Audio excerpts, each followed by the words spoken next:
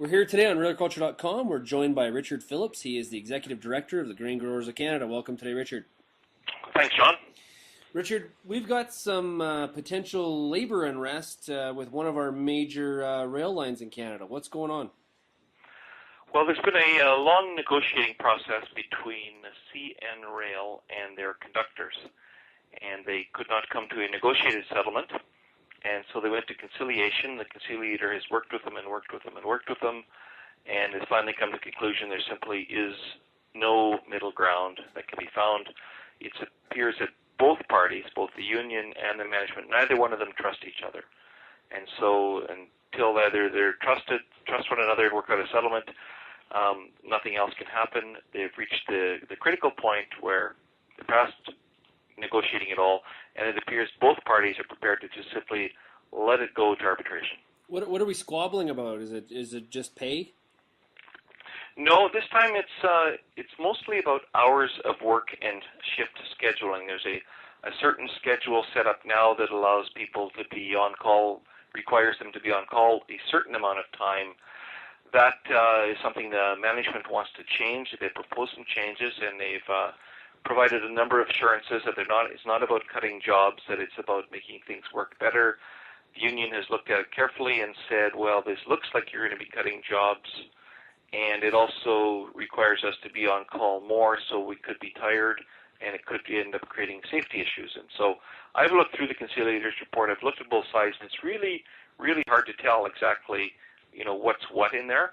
So I think it ends up being simply mistrust on both sides, and so they're just prepared to roll the dice, and they're not prepared to negotiate any further. So let's jump ahead. If this does happen, what is going in and we're down a railway? What is the impact going to be to farmers? Well, you'll see grain back up pretty quickly. Now, I suspect management of the railways will try to move some of the trains by having managers fill in on some of the trains, but they can still only move so much doing that. So you'll probably see grain backing up almost immediately in the country, especially on the CN lines.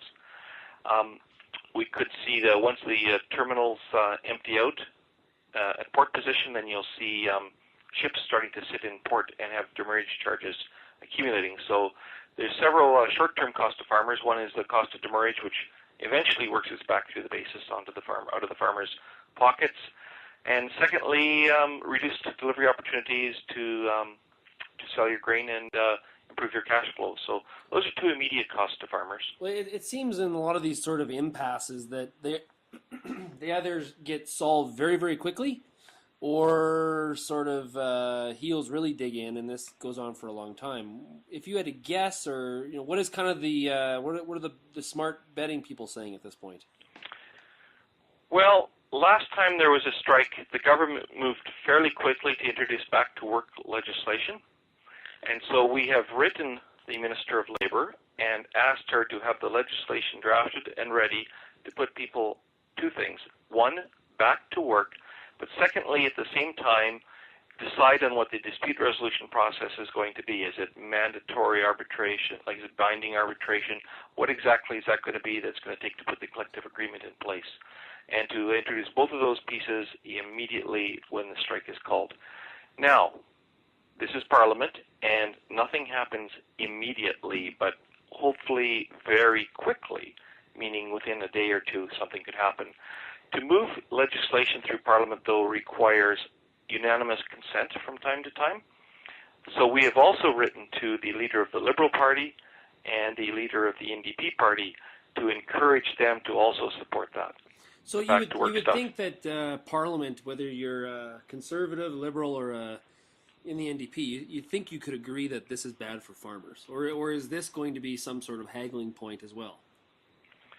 Well, at the end of the day, the NDP, I think the Liberals will probably support it very quickly, but the NDP, if you go to one of their federal conventions, you'll see there's about a third of the convention floor set aside for trade union members, and unions are directly affiliated with the NDP, unlike the other parties where people come out of riding associations to go to their conventions. And so the NDP has a duty of fair representation, I guess, in some ways, to the trade union movement, so they will want to have a good look at this to say, does the union agree with this? Does the union want to be ordered back to work, or should both sides suffer a little bit?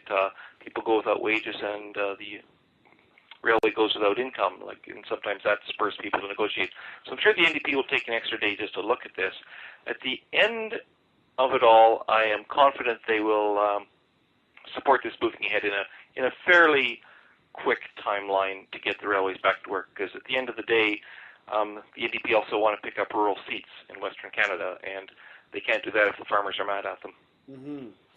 Well, for a lot of farmers in Manitoba and Saskatchewan, Alberta, having rail lines and having access to the ocean terminals is obviously a very important part of the business. So this is a very, very critical issue.